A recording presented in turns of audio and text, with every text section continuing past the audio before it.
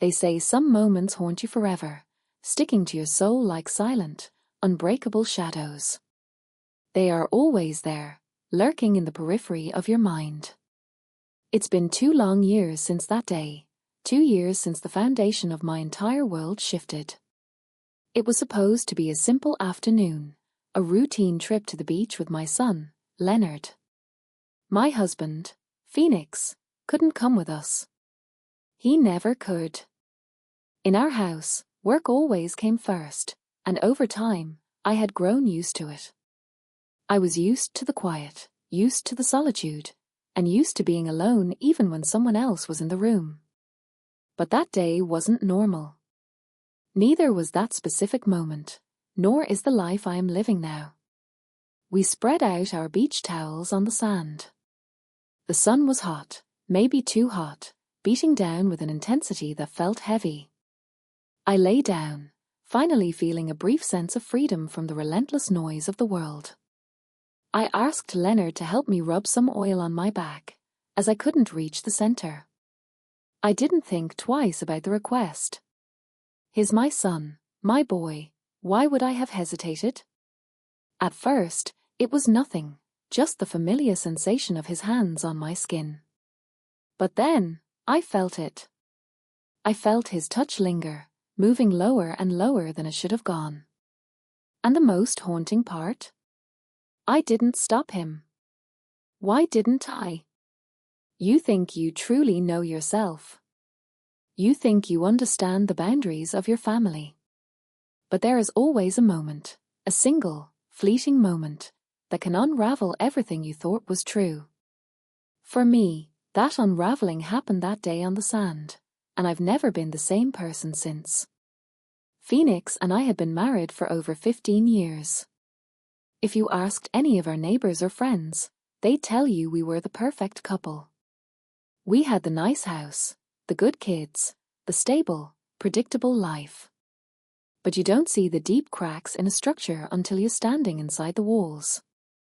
You don't feel the hollow emptiness of a marriage unless you are the one living it. For years, Phoenix's career was his entire world. He worked late nights, long weekends, and every holiday. I spent a long time telling myself he did it for us, that the overtime and the dedication were proofs of love for the life he was building for our family. But after a decade and a half, that story starts to crumble. What is the point of a beautiful house if no one is ever there to share it? I became invisible to him. When he did come home, he barely looked at me. He stopped asking how I felt, what I wanted, or what I needed to be happy.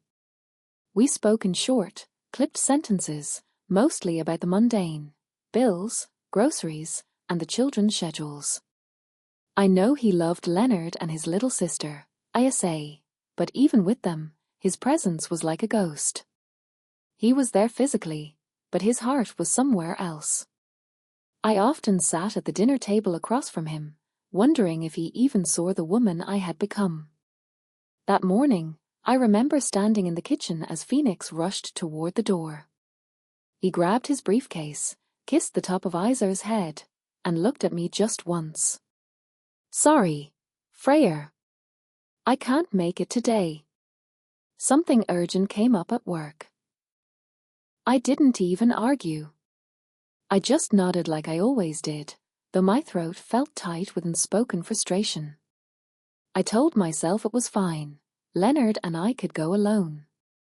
Leonard was 16 back then, tall and lanky, possessing the same striking brown eyes as his father, but with a much softer face. He didn't say much when I told him it would just be the two of us. I think he'd gotten used to his father bailing on us, too. He just shrugged, grabbed the beach bags, and followed me to the car. I glanced at him in the passenger seat during the drive.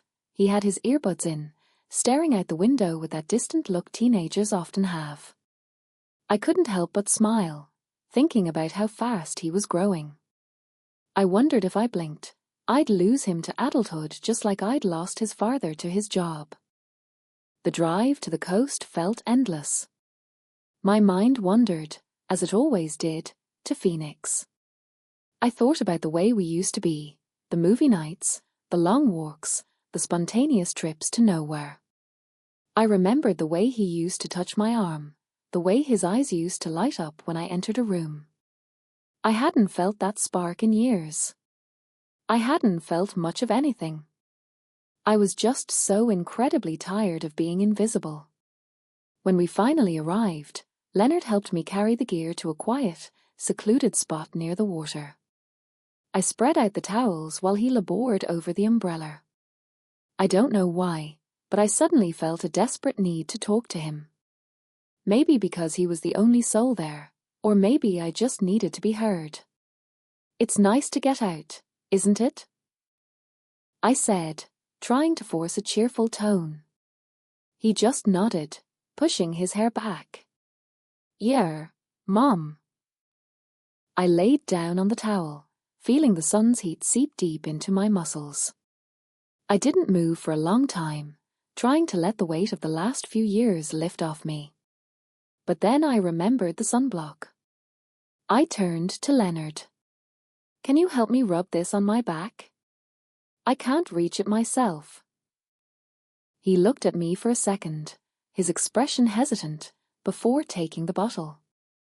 I lay back face down and waited. The first touch was gentle, almost overly cautious.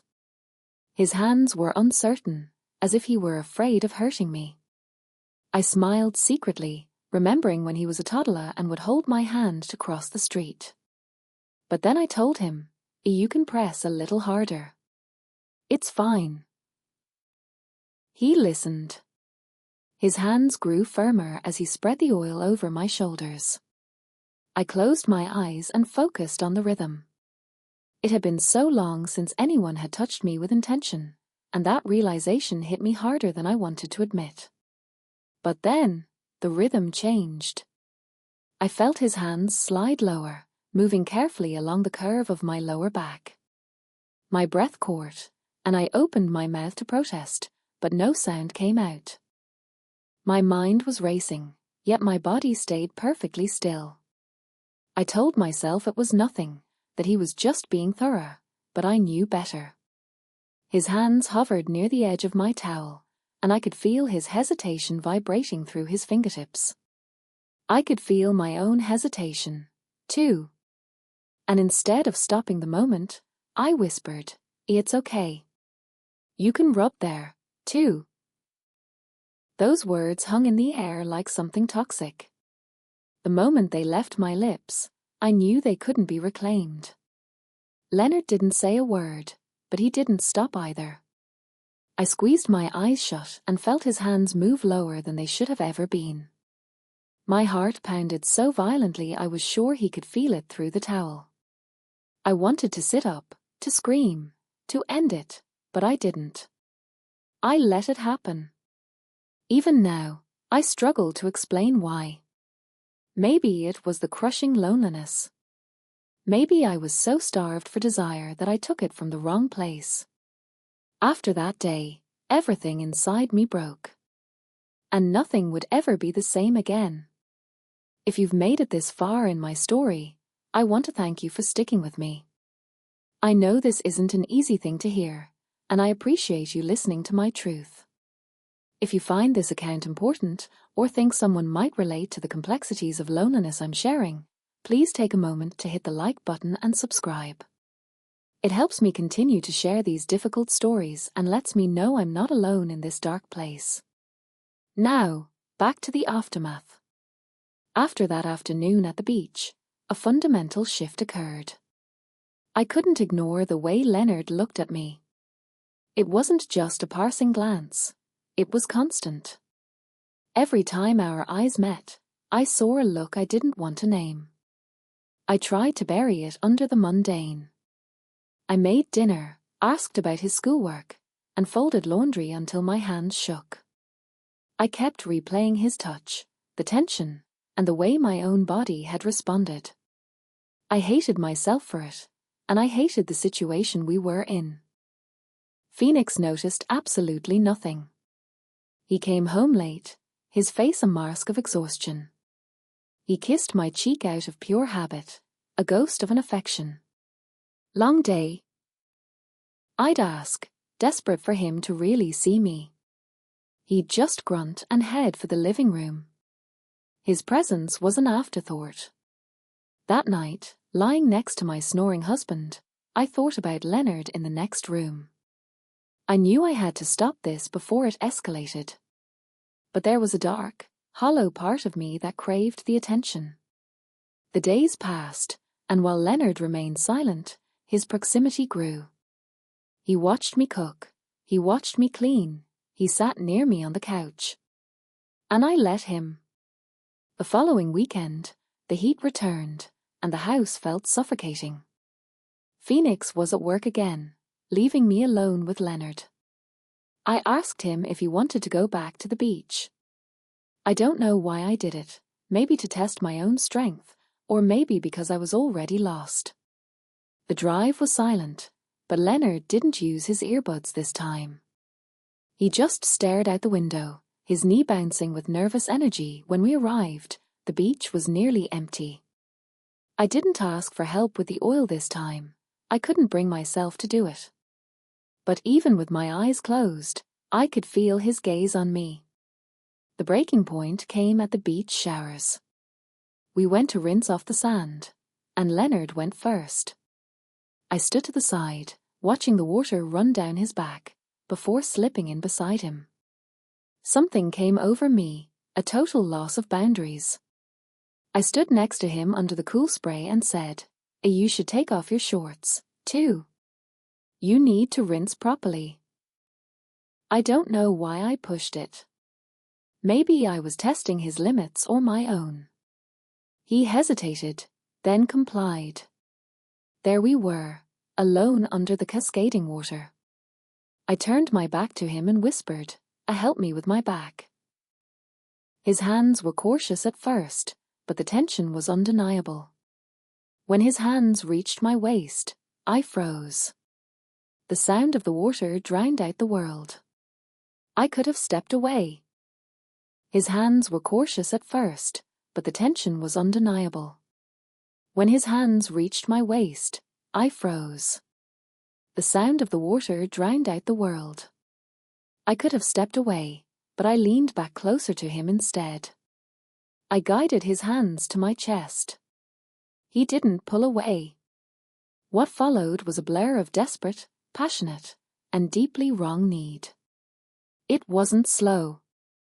It was a frantic explosion of all the years I felt forgotten. When it was over, he held me, truly held me, and I let him. We walked back to the car in a heavy silence. I knew I had ruined our lives.